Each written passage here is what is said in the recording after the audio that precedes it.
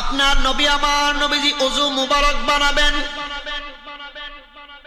নবী আমার আব্দুল্লাহ ইবনে আব্বাস রাদিয়াল্লাহু তাআলা আনহুকে ইশারা করলেন, আমি রাসূলুল্লাহ ওযু মুবারক করব, আমি রাসূলুল্লাহর জন্য পানির ব্যবস্থা করো।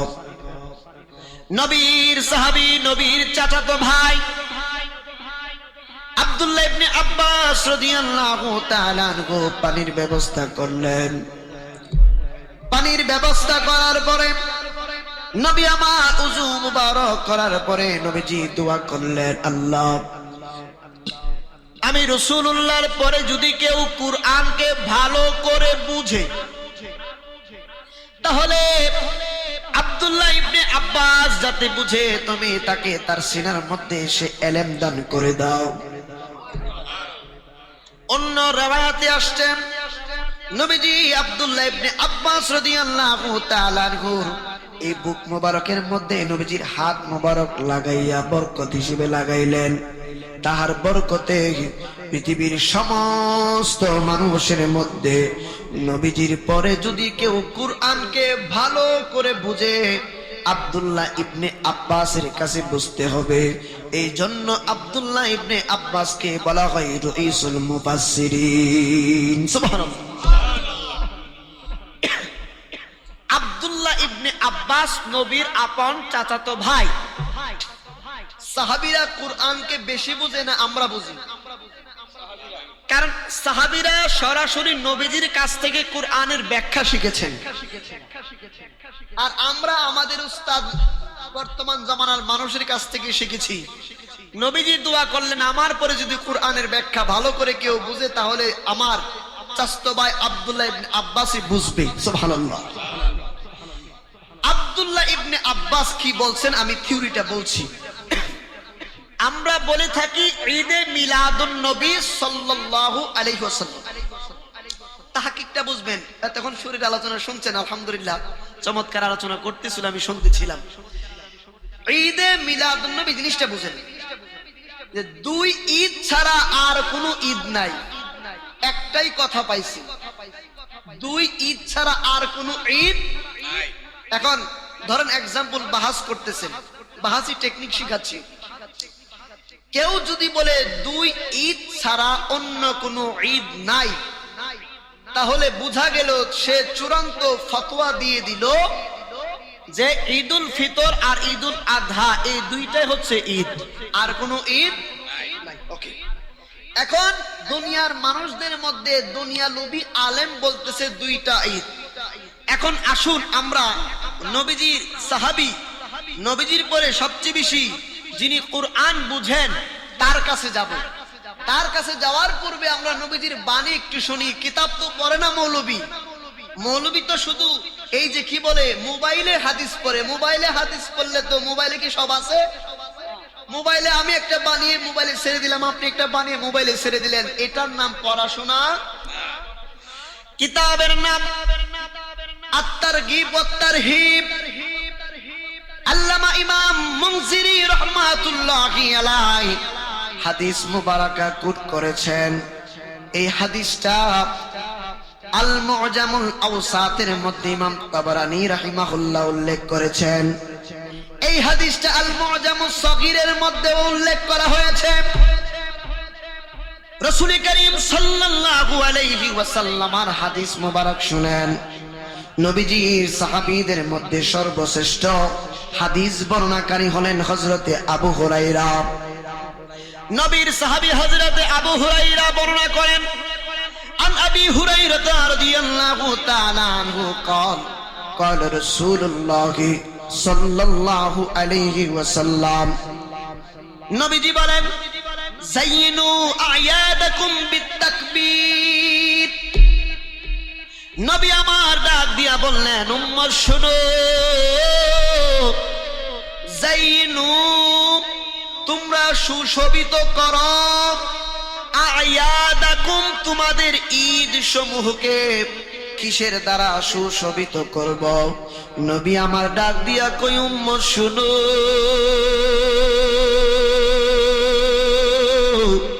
তোমাদের ঈদ সমূহকে সুশোভিত করো বিতাকবীর, তাকবীরের মাধ্যমে। আর জোরে বলুন সুবহানাল্লাহ। ঈদ হচ্ছে এক বচন, আদা ইয়াউদু আউদান থেকে ঈদ। ঈদ এক বচন, ঈদের বহু বচন হচ্ছে আয়াদ। নবীজি বলছেন তোমাদের ঈদ সমূহকে। তাহলে সরাসরি হাদিস থেকে আমরা জানলাম আমাদের মুসলমানদের একটা ঈদ নয়, ঈদ অনেকগুলো। সুবহানাল্লাহ।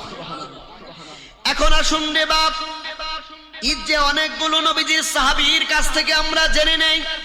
পৃথিবীর বুকে নবীজির পরে কুরআনকে সবচেয়ে বেশি ভালো যে বুঝবে, নবীজি নিজে তার পরিচয় বলে দিয়ে গেছেন, যার নাম হচ্ছে আব্দুল্লাহ বিন আব্বাস রাদিয়াল্লাহু তাআলা। কিতাবের নাম সুনানুত তিরমিজি। তিরমিজি শরীফের 3044 নম্বর হাদিস মুবারক আমি তেলাওয়াত করতেছি।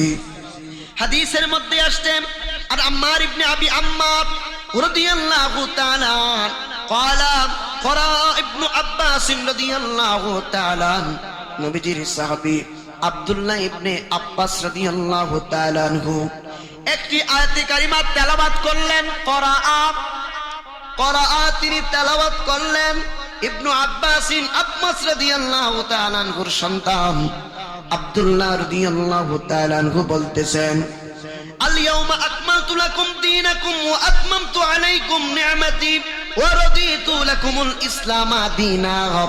এই আয়াতে কারিমাটা যে মাত্র তেলাওয়াত করলেন আব্দুল্লাহ রাদিয়াল্লাহু তাআলা আনহু, যে মাত্র তেলাওয়াত করলেন, তেলাওয়াত করার সময় ওই সময় ওয়াইন্দাহু ইয়াহুদিয়ুন ফাকালা, একজন ইহুদি লোক তার পাশে দাঁড়ানো ছিল। একজন ইহুদি লোক আব্দুল্লাহ রাদিয়াল্লাহু তাআলা আনহুর পাশে দাঁড়াইয়া বলল, এ নবীর সাহাবী, فقال لو انزلت هذه علينا لاتخذنا يومها عيدا। যদি এই আয়াতে কারিমাটা আমাদের ইহুদিদের উপরে নাজিল হতো, লাত্তাখাযনা ইয়াউমাহা ঈদা, তাহলে ওই দিনটাকে আমরা ঈদ হিসেবে গ্রহণ করতাম। নবীজির সাহাবী আব্দুল্লাহ ইবনে আব্বাস রাদিয়াল্লাহু তাআলা আনহু, ফাকালা ইবনু আব্বাস রাদিয়াল্লাহু তাআলা আনহু, নবীর সাহাবী ডাক দিয়া কই, ইহুদি শুনো, তুমি যে বললা এই আয়াতে কারিমা যদি তোমাদের ইহুদিদের উপরে নাজিল করা হতো, তাহলে ওই দিনটাকে তোমরা ঈদ হিসেবে বানাইতা, গ্রহণ করতাও। এখন আমি আব্দুল্লাহ ইবনে আব্বাসের নিকট শুনে যাও, ফাইন্নাহা নাযালাত ফি ইয়াউমি ঈদাইন, তোমরা একদিন ঈদ পালন করতা, কিন্তু শুনে যাও যেদিন এই আয়াতে কারিমাটা নাজিল করা হলো, ওই দিন আমাদের জন্য দুইটা ঈদ ছিল। ওই দিন কয়টাই ছিল? ঈদ এক বছর, ঈদাইনে 2 বছর, ঈদাইনে 2 বছর। তিনি বলছেন এক নম্বর ঈদ হলো ফি ইয়াউমিল জুমআ, ওই দিনটা ছিল জুমার দিন। ওয়া ইয়াউমি আরাফা, ওই দিনটা ছিল আরাফার দিন। কারণ জুমার দিন হলো সমস্ত পৃথিবীর মুসলমানদের জন্য ঈদের দিন। এখন নবীর সাহাবী বলছেন শুক্রবার জুমার দিনটা মুসলমানদের জন্য ঈদের দিন, আরাফার দিনটা মুসলমানদের জন্য ঈদের দিন। তাহলে বলেন ঈদুল ফিতর, ঈদুল আযহা, এই দুইটা ঈদ কি সীমাবদ্ধ নাকি আরো ঈদ আছে? এখন বলেন নবীর সাহাবীরটা মানবো নাকি আমাদের টুইনা মৌলবীরটা মানবো? নবীর সাহাবী নবীজির কাছ থেকে সরাসরি শুনেছে, ওইটা সঠিক নাকি আমার বাপের শুনছি এটা সঠিক? নবীজির কাছ থেকে সরাসরি যে যারা শুনছেন ওইটা কি সঠিক? সহিহ হাদিস বলছি বাপ। এখন আসুন রে বাবা, হাদিসের ব্যাখ্যার মধ্যে যদি যাই বড় হয়ে যাবে। তারপরে বলছি এই হাদিস খানার ব্যাখ্যা করেছেন সুনানু তিরমিজি শরীফের একটা ব্যাখ্যা গ্রন্থ, আহলুল হাদিসদের বড় একজন ইমাম, তিনার নাম হলো মুবারকপুরী, আব্দুর রহমান মুবারকপুরী সাহেব। তার তুহফাতুল আহওয়াজি বি শারহে জামিউত তিরমিজির মধ্যে চমৎকার ভাবে 8ম খণ্ডের 323 পৃষ্ঠার মধ্যে তিনি উল্লেখ করেছেন, কি উল্লেখ করেছেন দেখেন।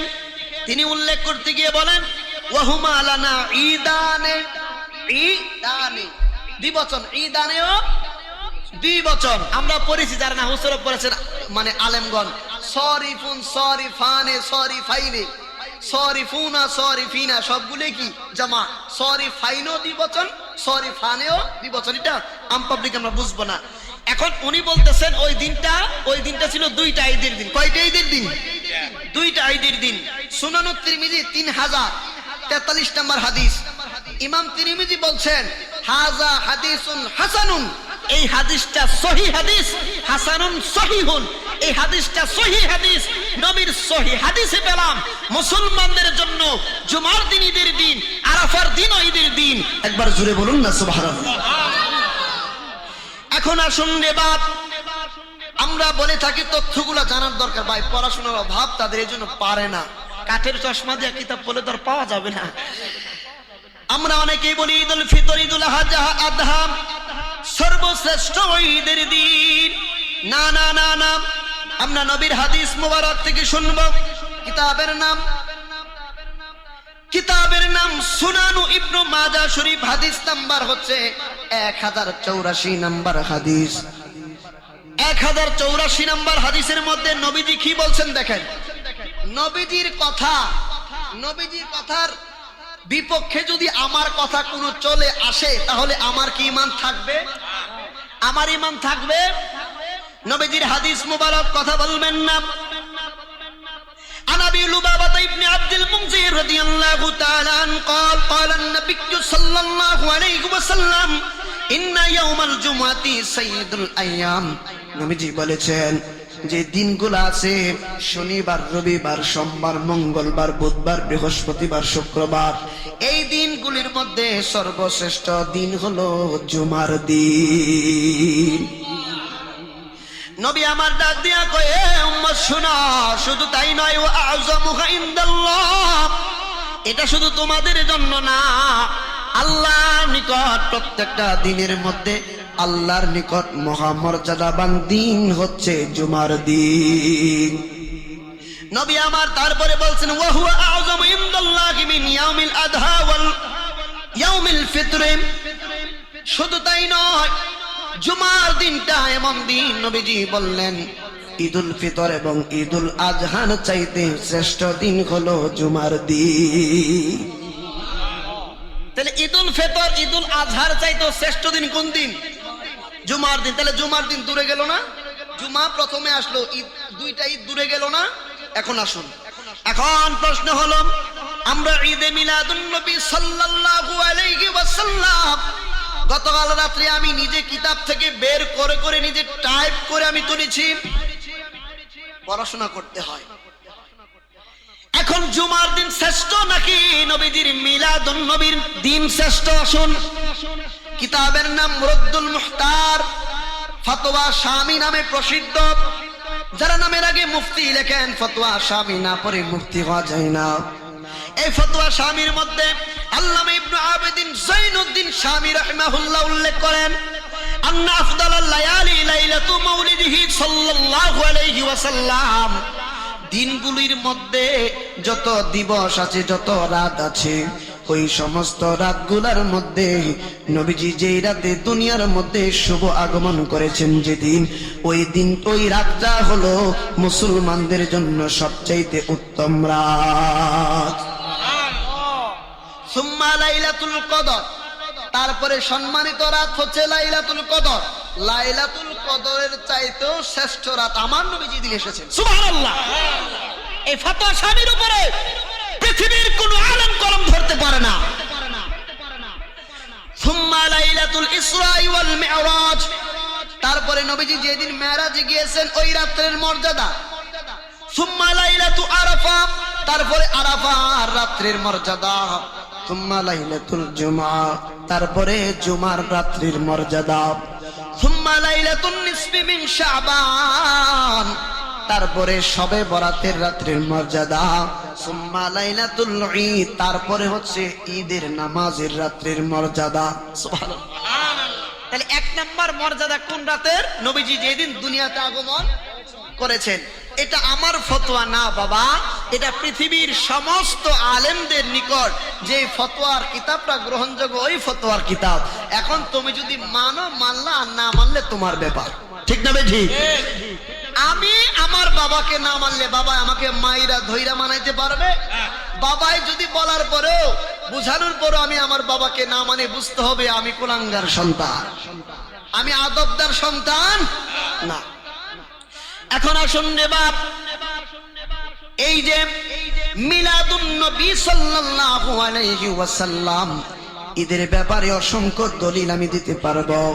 এত রাতে শুধু দলিল দিলে চলবে না। ঈদে মিলাদুন নবী সাল্লাল্লাহু আলাইহি ওয়াসাল্লাম, ঈদ শব্দটা আমরা পেলাম অসংখ্য ঈদ আছে। জুমার দিন ঈদের দিন, আরাফের দিন ঈদের দিন, দুইটা ঈদ ঈদের দিন।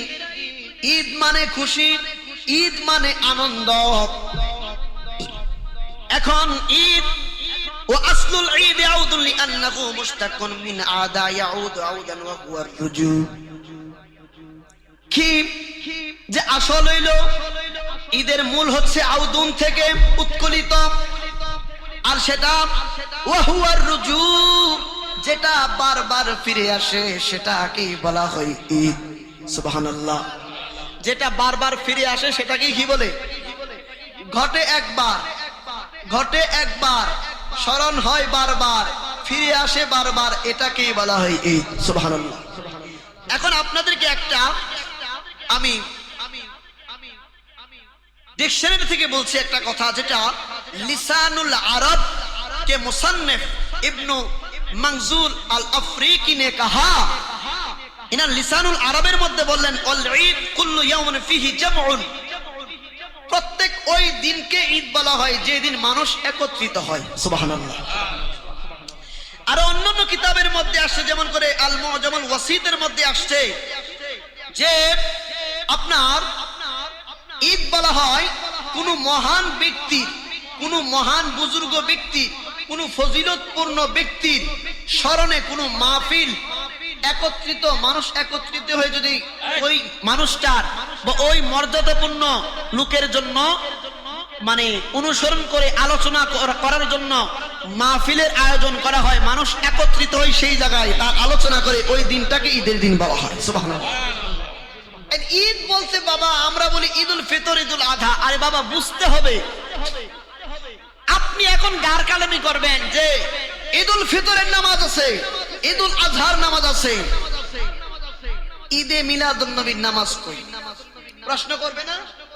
এখন উত্তর আপনারা দিবেন কালকে থেকে ইনশাআল্লাহ। নবীজির সহিহ হাদিস মুসলমানদের জন্য জুমার দিন ঈদের দিন, পৃথিবীর সব আলেম একমত। সহিহ হাদিস, এটা অস্বীকার করলে ঈমান থাকবে না, বউটু তালাক হইব। এখন জুমার নামাজে কি ঈদের নামাজ পড়েন না জুমার নামাজ পড়েন? এখন আপনি যদি প্রশ্ন করেন জুমার দিন যদি ঈদের দিন হয়, নবীজি বলছেন তো ঈদের নামাজ কই, তাইলে আপনি নবীজির উপরে জুলুম করলেন। নবীজি বলছেন সব ঈদের নামাজ লাগবে এমনটা কথা না, সব ঈদের নামাজ লাগবে এমনটা কোন কথা আছে? হ্যাঁ, তো রাসূল কারীম সাল্লাল্লাহু আলাইহি ওয়াসাল্লাম জানাজার নামাজ পড়ি না আমরা? জানাজার নামাজ, নামাজ ফজরের নামাজ, এশারের নামাজও নামাজ, সব নামাজে সেজদা আছে, জানাজার নামাজে রুকু সেজদা কই? এটা হচ্ছে যুক্তি, এটা মানুষের যুক্তি। নবীজি বলেছেন মুসলমানদের জন্য এই জুমার দিনটা ঈদের দিন, নবীজি বলেছেন ঈদের দিন, এটা ঈদের দিন, সেটাখানে নামাজ থাকুক আর না থাকুক। কথা বুঝতে পারছেন? এখন আসুন, রহমাতুল লিল আলামিন নবীজি এই দিন দুনিয়াতে শুভ আগমন করেছেন। খুব এখন থিওরিক্যাল কথা বলবো একটা, খুব মনোযোগ যারা স্টুডেন্ট আছেন, যুবক ভাইরা দেখেন, আল্লাহ বলছেন নিয়ামতের শুকরিয়া কিভাবে আদায় করবেন। আপনার ঘরে যখন সন্তান হয়, আপনার ভাতিজারা শুনলে খুশি হয় না? বুঝছেন? এখন আপনার ভাতিজা মদখুর, এক্সাম্পল, উদাহরণ, আপনার ভাতিজা বড় একজন ডাকাত, আর আপনার ঘরে সন্তান হয়েছে, ছেলে হয়েছে, ওই আপনার ডাকাত ভাইয়ে শুনছে, সে আনন্দ পাইতো না? সে ডাকাত তো পরে, এটা তার একটা এক্সট্রা পরিচয়, তার ভাতিজা হওয়ার আনন্দে সে আনন্দিত হবে। এখন যারা বলছে মিলাদুন নবী করস, কারণ নামাজ পড়স না, মিলাদুন নবী করস, দাড়ি রাখস না, মিলাদুন নবীর সাথে দাড়ি আর নামাজের সম্পর্ক না, এই জায়গার সম্পর্ক। কেন? আপনারাই সাক্ষ্য দিবেন, আপনারা পরে বলবেন যে হুজুর কথাটা সত্য কিনা, আমাকে ধরবেন, কোনো অসুবিধা। আমি তো ফরিদপুরে আসি, আমাকে সরাসরি অপেনলি ধরবেন, হুজুর এটা ভুল। দেখেন, আপনি যদি বলেন নামাজ পড়ো না বিদায় মিলাদুন নবী তোমার জন্য হারাম, ওকে। আমি যদি সেকেন্ডের জন্য মেনে নেই আমি নামাজ পড়ি না, আমার জন্য মিলাদুন নবী করা যাবে না। তো যেহেতু আমি নামাজ পড়ি না, তো আমার জন্য কালকে থেকে ঘরে খাবারও বন্ধ করতে হবে। খাবারও তো নিষেধ আমার জন্য, আমি নামাজ পড়ি না। নামাজ না পড়ার কারণে যদি মিলাদ নবী না করতে পারি, নবীর স্লোগান না দিতে পারি, তাহলে নামাজ না পড়লে তোর বাপের দুইটা হিস না কাল্লাতে। নামাজ না পড়লে যদি আমার নবীকে খোলা মানে না ডাক দিতে পারি, নামাজ না পড়ার কারণে তোমার মাকে তুমি মা ডাকতে পারবা না। আইন এটা হোক। আপনি যদি নীতিমালা মানেন, এই জায়গায় নবীজির স্লোগান দেওয়া, বাবাকে ডাক দেওয়া, এটা ছেলে বাবার সম্পর্ক, নবী এবং উম্মতের সম্পর্ক। আমল আলাদা বিষয়। আমল আপনি না করলে কবরে আপনি জবাব দিবেন, কবরে শাস্তি ভোগ করবেন, কিন্তু আমলের সাথে তো ওই বিষয়টা যায় না বাপ। আমলের সাথে ওই বিষয়টা যায় না। এমনটা তো না আপনি জোহরের নামাজ পড়েন নাই, এখন বললেন যেহেতু জোহরের নামাজ পড়ি না, তো আসর পর্যন্ত আমার বাপের আমি ডাক দিতাম, এমনটা হওয়া সম্ভব? সম্ভব না। আরে বাবা, আপনি নামাজ আজকে পড়েন না, আগামীকাল পড়বেন, একদিন আল্লাহ পাক হেদায়েত দান করতে পারে ইনশাআল্লাহ। আমরা চেষ্টা করছি মানুষকে বোঝানোর জন্য। এখন আপনি এই জন্য যদি বাপের ডাক দেওয়া ক্ষমা দেন, তাইলে কন্ত দেখি তাহলে বাবা সন্তানের মধ্যে ভালো সম্পর্ক থাকবে? এখন আপনি নামাজ পড়েন না বিদায়, দাঁড়িয়ে রাখেন নাই বিদায়, আপনি রাসূলুল্লাহর নাম উচ্চারণ করতে পারবেন না, মিলাদুন নবী করতে পারবেন না। 1 বছর পরে আপনি দাঁড়িয়েও রাখলেন, নামাজও আদায় করছেন। এখন 1 বছরের ভিতরে যে নবীর নাম উচ্চারণ করেন নাই, নবীর ইশক অন্তরে আনেন নাই, এখন নামাজ পড়তে গেলে তো নবী লাগবে। তখন আপনি কি করবেন? তখন আপনি কি করবেন? এখন উদাহরণটা এমন হয়ে গেছে যে আমার বাবা সম্পত্তি না দেওয়া পর্যন্ত, বাবার সম্পত্তির মধ্যে কোনো কাজ করা না করার আগ পর্যন্ত আমি আমার বাপের বাপ ডাকতাম না। এখন যখন আপনি 1 বছর বাবারে বাবা ডাক দেন না, 1 বছরের শেষ মাথায় সব পুত্রে ডাক দিতে, পুতাইত্রে আমি সম্পদ বন্টন কইরা দেন। 1 বছর পরে গিয়া যদি কইন আব্বা আমি ওদের সম্পদ পানা, ওই বাপে কইব ফুত আমি যতটুকুই করছি 1 বছর যাবত যে আমার বাপ ডাহস না, 1 বছর পরে আমার সম্পত্তি লেবে বাপ ডাহস। কথা আছে কিনা? এখন একটা হচ্ছে আমলের বিষয়, আর একটা হচ্ছে এই জায়গার বিষয়, দিলের বিষয়। বাবারে, আপনি মদখোর হন, গাঞ্জাখোর হন, কিন্তু মা বাবার কাছে কিন্তু আপনি প্রিয়। ফ্যামিলির মধ্যে সবচেয়ে দুষ্ট ছেলে যে, তাকে বাবা মা বেশি ভালোবাসে। কারণ হ্যাঁ একটা ফাগলামি করবে বেশি, বাপ মা যেমনি বুঝায় লাইন আনার চেষ্টা করে। এখন আপনি যদি নামাজ পড়স না, মিলাদুন নবী করিস না, হ্যাঁ নামাজ থেকে আরো বেশি দূরে যাইব। এমন হতে পারে মিলাদুন নবীর খাতিরে সে সঠিক রাস্তায় আসতেও পারে। এখন আসুন বাপ, হাদিসে নিয়ামত আল্লাহ বলছেন ওয়া আম্মা বিনি'মাতি রাব্বিকা ফাহাদ্দিস। আমি আল্লাহর নিয়ামত পাওয়ার পরে তোমরা ওই নিয়ামতের আলোচনা করো। হাদিসে নিয়ামত, নিয়ামতের আলোচনা করো। আল্লাহ কি বলছে? নিয়ামতের আলোচনা করো। আমনের ফুত হইছে, আমনের ফুত কি? আল্লাহ যে আমনের একটা ফুত দান করছে, এটা আপনার জন্য নিয়ামত না? একটু বুঝাইলে তারপরে ঘটনা যাচ্ছি। এটা আমার জন্য নিয়ামত। এখন নিয়ামতের কি করছে? আলোচনা করার জন্য বলছে। এবং আপনি আপনার ফুতের ফুত যে নিয়ামত, নিয়ামতের আলোচনা কেমনে করেন জানেন? আপনি আপনার বাইরে ফোন দিন, ফুত হইলে কিরে ভাই কাম তো একটা হইছে, আমার তো ফুত হইছে রে, তোর বাতিজা হইছে, বাতিজা আইস মিষ্টি খাইতে হয় না? আচ্ছা কোন তো এই সময় কি বেজার হইয়া না খুশি হইয়া? তো আত্মীয়স্বজন সবাই জানা লাগতেছে, দোয়া করে আমার গেলাম ফুত হইছে, বুঝবেন কথা? তো আল্লাহ বলছে নিয়ামত পাওয়ার পরে আলোচনা করো। আপনি তো আলোচনা করতেছেন, আপনার ফুত যে হইছে এটা সবার সাথে আলোচনা করতেছেন না? সবার এলাকার বাড়ি ঘরে মিষ্টি বিতরণ করে জিজ্ঞেস কি ও খের মিষ্টি, আমার তো ফুত হইছে আল্লাহ চাইলে। হ্যাঁ, এই আমার ফুত হইছে এই কথাটা অন্য ব্যক্তির সাথে আলোচনা করছেন। কি করছেন? এখন আপনার ছেলে হইছে, আপনি নিয়ামতের আলোচনা করতেছেন। তো আল্লাহ পাক তো শুধু আপনার ছেলের কথা বলেন নাই, যত নিয়ামত আছে সমস্ত নিয়ামতের আলোচনার কথা বলছেন। এখন থিওরি হচ্ছে, আপনি দেখেন পৃথিবীর মধ্যে সর্বশ্রেষ্ঠ নিয়ামত হচ্ছে আমার নবী, আপনার নবীজি। সুবহানাল্লাহ। নবীজির চাইতে সবচেয়ে বড় নিয়ামত হতে পারে? এখন আপনি যখন নবীজির আলোচনা করতে যাবেন, আলোচনা একজনেও হতে পারে, আলোচনা দুইজনেও হতে পারে, আলোচনা 1000 মানুষের সাথেও হতে পারে। এখন আপনারা 100 জন লোক বসা, এখন হাদিসে নিয়ামত, নবীজি আমাদের জন্য নিয়ামত, আল্লাহ বলছে ওই নিয়ামতের একটু আলোচনা করো না। এখন নবীজির ব্যাপারে আলোচনা করতে গেলে এখন এতগুলা মানুষ খালি গলায় বললে সবার কাছে আওয়াজ পৌঁছবে না। এখন সবার কাছে, মহিলা সহ সবার কাছে আলোচনা পৌঁছাইতে গেলে একটা মাইকের দরকার, অটো দরকার। আমি কথা বলতে গেলে একটা চেয়ার দরকার বসার জন্য, আপনারা বসতে গেলে আপনাদের সেফটির জন্য একটা প্যান্ডেল দরকার, তাই না? দরকার। এখন এই সব কিছু আমার দরকার কেন? হাদিসে নিয়ামত, নিয়ামতের আলোচনা করার জন্য। এখন আমার নবী তো নিয়ামত, তো আমার নবীর ব্যাপারে কি বলবো? যে আমার নবী দুনিয়াতে এসেছেন। প্রথম আলোচনা কি? আমার নবী দুনিয়াতে এসেছেন। তো দুনিয়াতে আসার আরবি হচ্ছে মিলাদুন নবী। সুবহানাল্লাহ। দুনিয়াতে আগমন এর আরবি কি? মিলাদুন নবী। একজন কইতাছে, ও ভাই আমারে এক গ্লাস পানি দে, পানি। পরে এক গ্লাস পানি আন না, কইছে ভাই নেন, জল খাই। হ্যাঁ কইছে গাই সুবহান, কি কোন আমি জল খাই না, আমি পানির কথা কইছি। কোন জল আর পানি কি এক জিনিস কিনা? এক জিনিস, কিন্তু ভিন্ন রকম পরিভাষা। কেউ ইংলিশে ওয়াটার বলে, কেউ আরবিতে মাউন বলে। এখন যেটা মাউন সেটাই ওয়াটার, যেটা ওয়াটার সেটাই জল, যেটা জল সেটাই পানি। এখন নবীর আগমন যেই কথা, মিলাদুন নবী একই কথা। সুবহানাল্লাহ। এখন আপনি যদি বলেন নবী দুনিয়াতে আসছেন, আমি মানি, কিন্তু মিলাদুন নবী মানি না, তো গুইরা তো কথা একটাই। নবীর আগমন যে আপনি মানছেন এটাই তো আরবিতে এটাকেই বলে মিলাদুন নবী। সুবহানাল্লাহ। কথা বুঝতেছেন? এখন আসুন নেবাব রাত দলিল ভিত্তিক রাহমাতুল লিল আলামিন নবীর নাম দালাইলুন নবুওয়াত, জিলদে আউয়াল, ইমাম বাইহাকি রাহমাতুল্লাহি আলাইহির মতো এত বড় একজন মুহাদ্দিস হাদিস কোট করেছেন। নবীজি বলতেছেন, আমি হলাম হযরতে ইব্রাহিম আলাইহিস সালামের দোয়া ওয়া বিশারাতু ঈসা আলাইহিস সালাম, আমি হচ্ছি হযরতে ঈসা আলাইহিস সালামের সুসংবাদ। আমি আমার মায়ের দেখা সেই নূর, যেই নূর আমার মা দেখেছিলেন। মায়ের বাম দিক থেকে একটা নূরের যদি সদ্যজাত বের হয়ে গেল, আমি হইলাম আমার মায়ের দেখা সেই নূর। সুবহানাল্লাহ।